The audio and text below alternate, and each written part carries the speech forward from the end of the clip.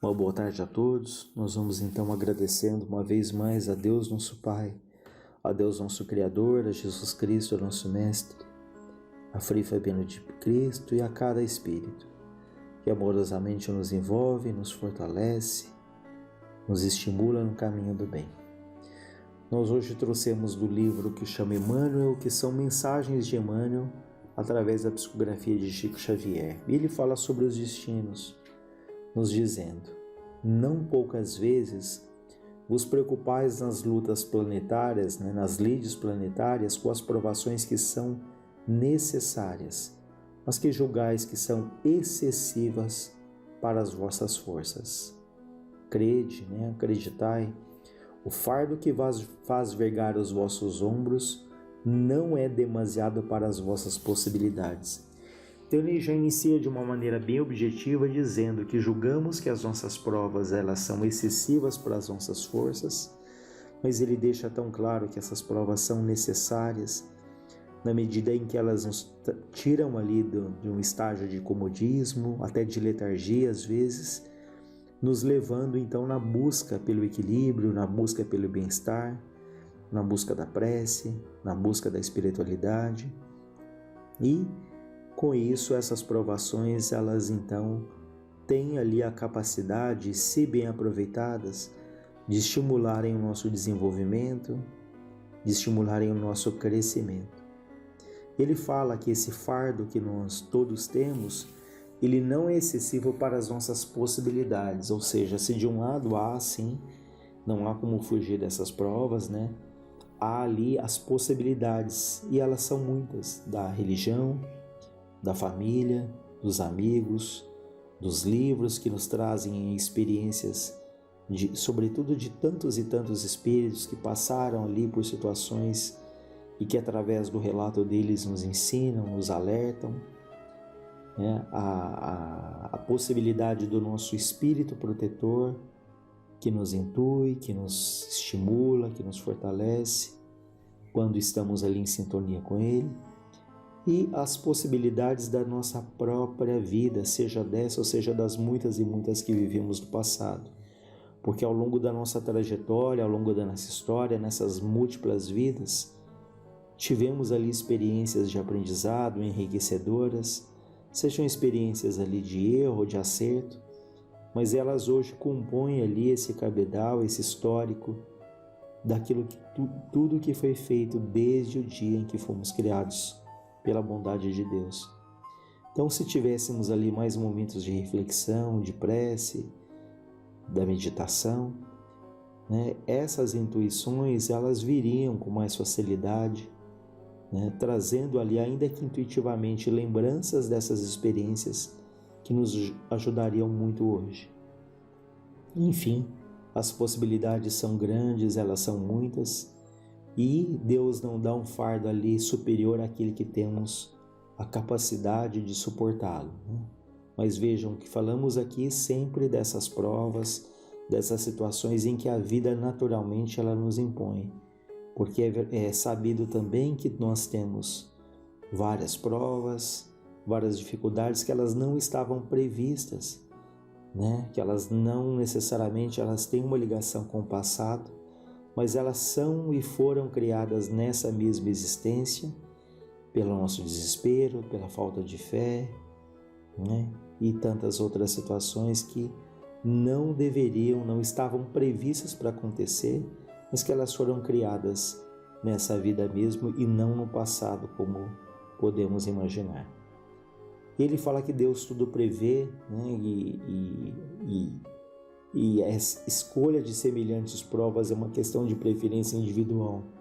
Parece um tanto quanto contraditório eu me perguntar, poxa, mas será que eu escolhi determinadas situações? Será que eu quis mesmo passar por isso? Mas quando nós estamos do outro lado, a nossa visão é muito mais clara, cristalina, muito mais ampla. É como se alguém que olhasse do alto de uma montanha e percebesse com mais clareza tudo o que se passou.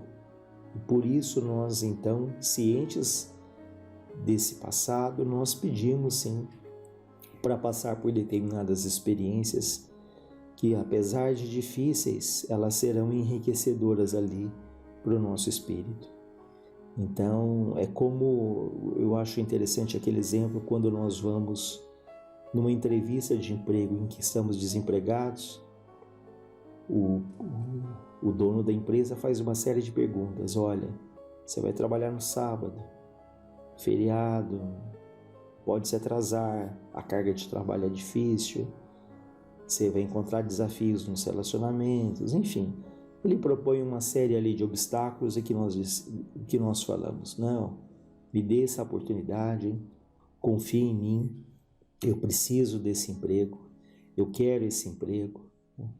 No entanto, depois que nós somos contratados, quantas vezes todas essas promessas elas vão se diluindo e nós ali começamos a reclamar excessivamente, a nos desesperarmos, a queremos ali até sair da empresa, esquecidos de que num primeiro momento nós afirmamos que sabíamos que aquelas dificuldades aconteceriam. Da mesma maneira, quando nós estamos do outro lado, nós temos essa visão tão clara, tão ampla. No entanto, chegando aqui, temos essa dificuldade de cumprirmos com aquilo que foi combinado. Não nos lembramos dos detalhes, aliás, isso é uma bênção pelo que nós aprendemos, Mas cada um de nós, ainda que não lembre exatamente aquilo que foi combinado, nós trazemos ali intuitivamente tudo isso gravado dentro da nossa consciência. E mais uma vez nós frisamos que a prece, que a reflexão, que o estudo pode nos ajudarmos a termos mais claramente o que viemos, para que viemos, por que estamos em determinados ambientes, em determinados locais. E aí essas reflexões nos ajudarão a perceber que essas experiências trazem ali aprendizados, trazem alegrias, mas que as dificuldades também ela tem ali a sua razão de ser. Por isso é que ele fala aqui, em outro momento: estais, porém, entre as masmorras da carne, a vossa consciência limitada frequentemente se nega a encarar a luz em todos os seus divinos resplendores. Permanência ali exclusivamente aqui na carne, no corpo físico, limita um pouco essa nossa visão, que do outro lado ele é muito mais cristalino. E ele nos diz ainda: a escolha das provações. Várias vezes já têm sido repetidos os ensinamentos que estou transmitindo sobre as provações terrestres de cada indivíduo. Muito antes da encarnação, o Espírito faz o cômputo das suas possibilidades. Ele faz ali um inventário das suas possibilidades. Ele estuda o caminho que melhor se lhe afigura na luta pela perfectibilidade. E de acordo com as suas vocações e segundo o grau de evolução alcançado, escolhe em plena posse da sua consciência a estrada que se lhe desenha no porvir, fecunda de progressos espirituais. Dentro do infinito do universo e com as faculdades integrais do seu próprio eu, reconhece a alma que somente a luta lhe oferta inúmeras possibilidades de evolução em todos os setores da atividade humana, e daí a preferência pelos ambientes de dor e privação, abençoados corretivos que a providência lhe oferece para a redenção do passado ou para o desenvolvimento dessas suas forças latentes e imprecisas. Cada espírito voluntariamente escolhe as suas sendas futuras, os seus caminhos, escolhe conforme o seu progresso e de acordo com os desígnios superiores. Então, de maneira geral, nós escolhemos ali a nossa trajetória, isso sempre com a ajuda dos espíritos que organizam a nossa volta aqui na Terra. Sabemos que até o nosso corpo físico, ele é cuidadosamente planejado, se vamos nascer com um corpo íntegro ou se nasceremos ali com alguma anomalia, com alguma deficiência. Então, tudo isso, para isso, há engenheiros do outro lado, engenheiros espirituais, que ajudam até na modelagem, no desenho do nosso próprio corpo físico, de acordo com a nossa necessidade, de acordo com o nosso merecimento. Então, de maneira geral, nós Participamos dessa escolha e quanto mais o espírito cresce, quanto mais lúcido ele é, maior é a liberdade que ele tem de participar desse processo. Mas sabemos que aqueles casos mais graves, mais difíceis, em que o espírito temporariamente ele perde essa liberdade de participar tão ativamente desse processo, né? São muitas vezes aquelas reencarnações compulsórias, em que essa liberdade ali, ela é temporariamente limitada, cortada até, para que o espírito ele recobre gradativamente essa lucidez, esse equilíbrio e passe então a participar mais ativamente do planejamento das suas existências futuras. Então vejam que cada processo de renascimento ele obedece ali a critérios, a toda uma estrutura para que imaginemos que grupo que nós vamos nascer, qual é o ambiente social, quem serão as pessoas que estarão mais diretamente ligadas a nós. Então, para isso existe ali a perfeição de Deus que dirige para que nós sejamos encaminhados para o núcleo familiar que vai ser o melhor para a nossa vida, né? Para os ambientes mais necessários, talvez não sejam os mais agradáveis, mas serão os melhores ali para o nosso crescimento. Em outro momento ele fala, né? Isoladamente, cada um tem no planeta um mapa das suas lutas, dos seus serviços. O berço de todo homem é um princípio de um labirinto de tentações e de dores que são inerentes à própria vida na esfera terrestre. O labirinto, por ele mesmo traçado, traçado pelo homem mesmo, e que necessita palmilhar com intrepidez moral, com coragem moral. Portanto, qualquer alma tem o seu destino traçado sob o ponto de vista do trabalho e do sofrimento. E sem paradoxos, ele tem de combater com seu próprio destino, porque o homem não nasceu para ser vencido. Todo espírito trabalha, todo espírito luta para dominar a matéria e triunfar dos seus impulsos inferiores. É dessa verdade que necessitais convencer-vos. Existe a provação e faz-se necessário não se entregar inteiramente a ela. O espírito ordena e o corpo obedece. Então vejam que ele deixa claro aqui, temos as nossas provações, mas o objetivo sempre é que saiamos vitoriosos dessa luta, É que possamos sobrepor essas dificuldades com a fé, com a confiança, com o trabalho, com a paciência, com a persistência, para que quando nós formos partir aqui da terra, nós tenhamos ali vencido, se não todas, mas pelo menos ali uma parte considerável dessas provas que a vida nos ofereceu.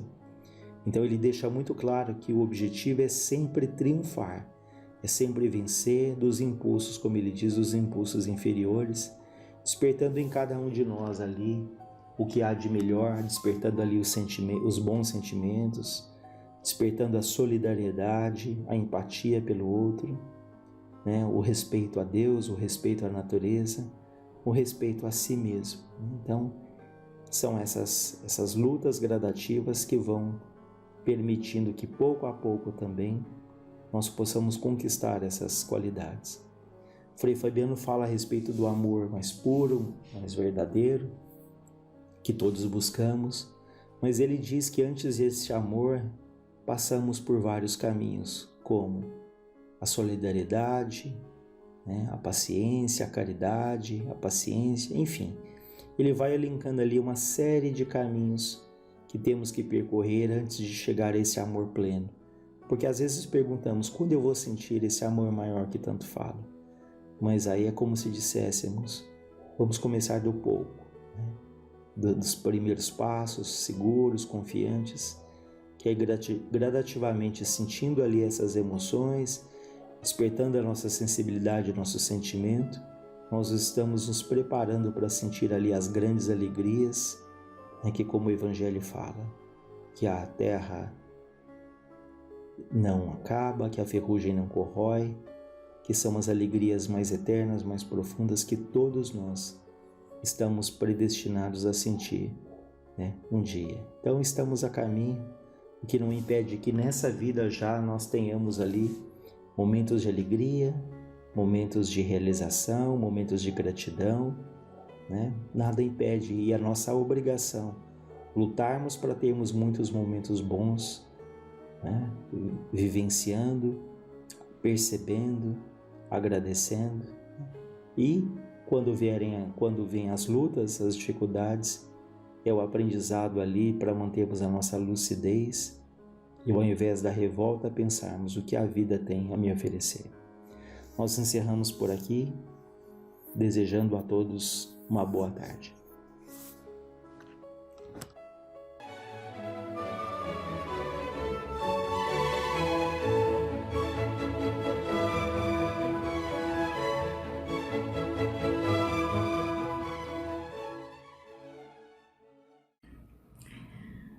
Boa tarde a todos. Estão todos bem? Estão se cuidando? Então, vamos para a segunda parte da sessão. No último encontro, nós falamos sobre os passes e nós daremos continuidade nessa sessão sobre esse tema. Então, na outra vez, nós comentamos algumas partes sobre isso, e hoje eu vou dar continuidade no livro Diretrizes de Segurança, do Divaldo e do Raul Teixeira, algumas questões referentes a este assunto. Então, a questão 99. Eu comentei também que esse livro, ele é respondida essas questões pelo Divaldo e pelo Raul, certo? Então, essa questão 99... é necessário lavar as mãos após a aplicação de passe? Quem responde é o Raul Teixeira. Não há nenhuma necessidade de que se lavem as mãos depois da prática dos passes. Pelos passes, não há. Entretanto, os médiuns aplicadores de passe podem ter vontade de lavar a mão por lavar, e neste caso não há que os impeça.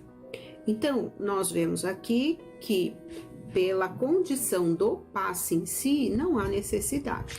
Agora, nós estamos no momento de pandemia e toda a higienização é necessária. Então, a lavagem por higienização, aí sim, se o médium deve se sentir à vontade para fazer isto. Questão 100. Há necessidade de o médium tocar ou encostar as mãos na pessoa que recebe o passe? Esta questão foi respondida pelo Divaldo.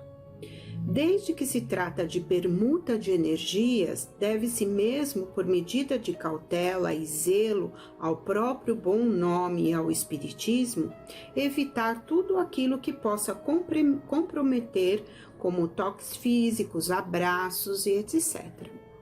Então, o toque não é necessário. Por quê? O passe é a emanação de energia e isto vai acontecer no perispírito da pessoa que está recebendo, e com o auxílio espiritual ali vai ocorrer essas emanações.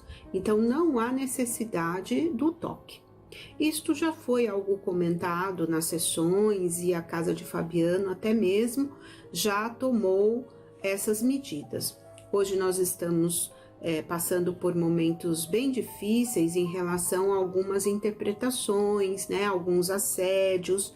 Então, para se evitar algum comprometimento com relação a isso, evita-se o toque do passe. Mas isso já era algo colocado aí, para que não houvesse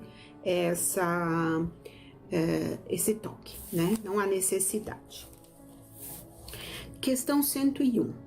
Por que muitos médiuns ficam ofegantes enquanto aplicam o passe? Então, a gente observa que alguns médiuns podem ter essa característica. Quem responde é o Raul Teixeira. Isso se deve à deficiente orientação recebida pelo médium. Não sabe ele que a respiração nada tem a ver com a aplicação dos passes?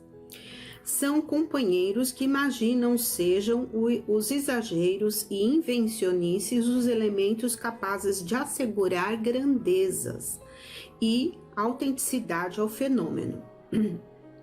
Nos momentos dos passes, todo o recolhimento é importante. O silêncio para a oração profunda, silêncio do aplicador e silêncio por parte de quem recebe, facilitando a penetração nas ondas de harmonia que o passe propicia, evitando os gestos bruscos totalmente desnecessários e exercendo um controle sobre si mesmos. Os aplicadores de passes observarão a necessidade do relaxamento e da sintonia positiva e boa com os espíritos que supervisionam tais atividades. Então, é simplesmente o recolhimento e a prece naquele momento do passe. O médium que está aplicando o passe, ele não tem necessidade, né, dessa ofegância em relação à respiração. Ele simplesmente deve se manter ali em prece, para que haja uma sintonia positiva. Ele deve, naquele momento, seus pensamentos devem estar voltados para o plano espiritual como um instrumento de amor, né, um instrumento dos espíritos superiores, e não ficar, como ele mesmo diz aí, com invencionices, né? Então, estalos de dedos ou outras situações que possam ocorrer. Então, é uma falta de orientação, uma falta de estudo do médium em relação à aplicação dos passes. O Herculano Pires, em seus livros, ele diz dos passes ginásticos, que isso não pode acontecer. Então, se nós pegarmos o exemplo de Jesus, que simplesmente colocava a mão sobre a cabeça né, das pessoas para a cura, que era, na verdade, o passe magnético. Então, é simplesmente isso. E a prece, a sintonia maior. Então, não há necessidade.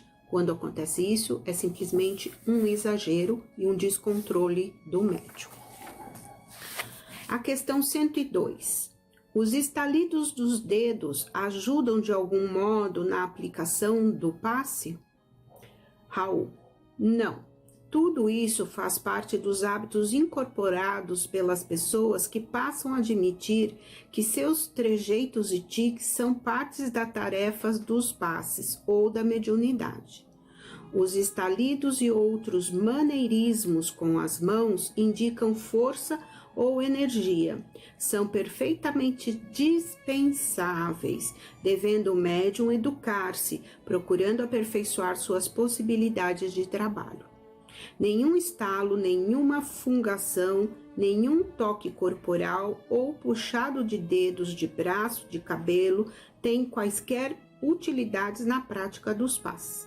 Deveremos, assim, evitá-los. Então, não há necessidade. Tem pessoas que acabam puxando, né, da cabeça como se estivesse retirando todas as energias ali. Então, os estalidos, né, são maneirismo com as mãos, como ele fala. Então, não tem nenhuma indicação, não há na doutrina nenhuma indicação de que haja necessidade de haver, né, essas situações, tá? Então, nenhum estalo, nenhuma fungação, nenhum toque corporal, nem puxadas de dedos, de braço, de cabelo ou qualquer outra situação. Questão 103. Na aplicação dos passes, há necessidade de que os médiuns passistas retirem de seus braços, de suas mãos ou adornos como pulseiras, relógios, anéis? Isso tem alguma implicação magnética ou é apenas para evitar ruídos e dar-lhes maior liberação de ação? Quem responde é o Divaldo.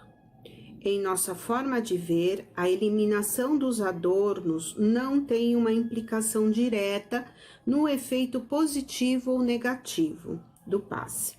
Devem ser retirados porque é mais cômodo e o seu chocalhar produz dispersão, comprometendo a concentração nos benefícios do momento. Então, é simplesmente uma questão também de simplicidade. Então, não há necessidade de todos esses adornos, porque podem provocar uma distração, né, uma falta de concentração de quem está ali recebendo o passe, pelo barulho, né, pelo visual, enfim. Principalmente nos trabalhos onde a gente vai realizar um trabalho social, né, o seu Zezinho sempre pedia que a gente fosse o mais simples possível, para não causar constrangimento àquelas pessoas mais carentes, mais necessitadas. Então, que a gente tenha o bom senso em relação a isso, né? Para que a gente não cause um exibicionismo desnecessário. Então, no passe também, se houver, se não há necessidade disso, né? Então, que a gente seja o mais simples possível. Questão 104. Decorrerá algum problema do fato de se aplicar passes em alguém que esteja de costas? O Raul responde: absolutamente. Se a circunstância obrigar a que se apliquem passes em alguém que esteja de costa, aplicá-los-emos, com a mesma disposição, a mesma fé no auxílio que vem do mais alto, vibrando o melhor para o paciente. Então, ali vai se fazer da mesma forma que a pessoa estivesse de frente. Não é um desrespeito, não é nada. Nós observamos isso quando aplica-se o passe na sala de passes. O médium, né, fica atrás e o outro à frente. Há momentos em que há necessidade de que um homem venha para frente, quando são casos especiais de homens tomarem passes, e há casos de mulheres que venham à frente quando são mulheres. Isso tudo é uma precaução em relação a algum constrangimento que possa haver tanto para um quanto para outro, né? Então, isso não há necessidade de não se aplicar o passe nas costas, pelas costas ou de costas às pessoas, ok? O que é importante é sempre lembrarmos que são as energias que estão envoltas ali, é a prece, é o amor, é o equilíbrio, isso é que é importante, né? Em hipótese alguma, vai desmerecer o trabalho do passe presente, ok? Vamos para a questão 106. Quando é admissível fazer-se passes fora do centro espírita, isto é, fazer-se passe em domicílio? Quais as consequências dessa prática para o médium? Quem responde essa questão é Divaldo. Somente se devem aplicar passes em domicílio quando o paciente de maneira nenhuma puder ir ao local reservado para o mistério, o hospital espírita ou a escola espírita ou o próprio centro espírita. As consequências de um médium andar daqui para ali aplicando passes são muito graves, porque ele não pode pretender estar armado de defesas para se acautelar das influências que o aguardam em lugares onde a palavra superior não é ventilada, onde as regras de moral não são preservadas e onde o bom comportamento não é mantido. Devemos sim atender a uma solicitação vez que outra. Devemos sim atender a uma solicitação vez que outra, mas se um paciente tem um problema orgânico muito grave, chama o médico e este faz o exame local, encaminhando-o ao hospital para os exames complementares, tais como radiografias, eletrocardiograma e outros. O paciente vai e por quê? Porque acredita no médico. Se, porém, não vai ao centro espírita, é porque não acredita, por desprezo ou preconceito. Crê mais na falta pudicícia do que na necessidade legítima. Então, aqui são dois casos, né? O caso de alguém estar adoentado, passando por algum problema que ele não tem condição de ir ao centro espírita. Nesse caso, isso deve ser encaminhado à orientação do centro espírita, e aí sim são encaminhados médiuns para a aplicação do passe naquele dia escolhido, orientado, como se fosse um tratamento, como será um tratamento para aquele doente. E isso vai estar, né, sobre a supervisão da orientação e também, né, dos espíritos abnegados.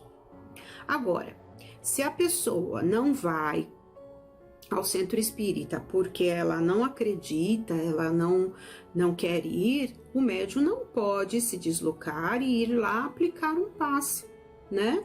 Porque ele não sabe o que está sujeita ali as vibrações, ao que pode ocorrer nesse local. Então, como ele está dizendo aqui, né? A pessoa não acredita, então não vai por desprezo ou preconceito. Então, nesse caso, o médium não pode se dispor a ir à casa, ao outro local, porque aquela pessoa não quer ir ao centro espírita. Então, são situações diferenciadas. E o médium também não pode se dispor a sair aí aplicando os passes à torta e à direita, né? Então, ele tem que também ter a responsabilidade do seu trabalho, a responsabilidade da sua mediunidade. E tudo deve ser feito, né, com a orientação da casa espírita, dos médiuns orientadores da casa espírita, para que não haja nenhum problema. Tá certo? Então, era esse o assunto que eu gostaria de abordar nesta sessão. Nós voltaremos no próximo encontro com mais algumas questões esclarecedoras sobre o passe. Então, vamos elevar os nossos pensamentos a Deus, a Jesus, e agradecendo por mais estes momentos e elevando a nossa prece a Deus, a Jesus.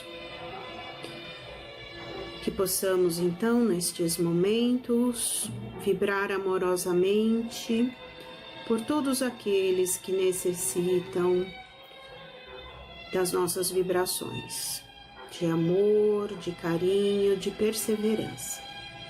Por aqueles que se encontram em dificuldades, que se encontram acamados, passando por situações difíceis, por perda dos entes queridos, que as nossas vibrações cheguem até eles. Agradecemos a oportunidade de estarmos ligados a esta casa tão abençoada, que mesmo nesse distanciamento espiritual tem nos acolhido. Dá-nos uma boa noite, nos fortalecendo em seu amor, e que Jesus e os bons espíritos estejam a nos amparar e nos fortificar. Pai nosso que estais nos céus, santificado seja o vosso nome. Venha a nós o vosso reino, seja feita a vossa vontade, assim na terra como nos céus. O pão nosso de cada dia, dá-nos hoje e sempre. Perdoa as nossas dívidas, assim como perdoamos os nossos devedores. Não nos deixes cair em tentações, mas livra-nos de todo o mal. Que assim seja, graças te damos.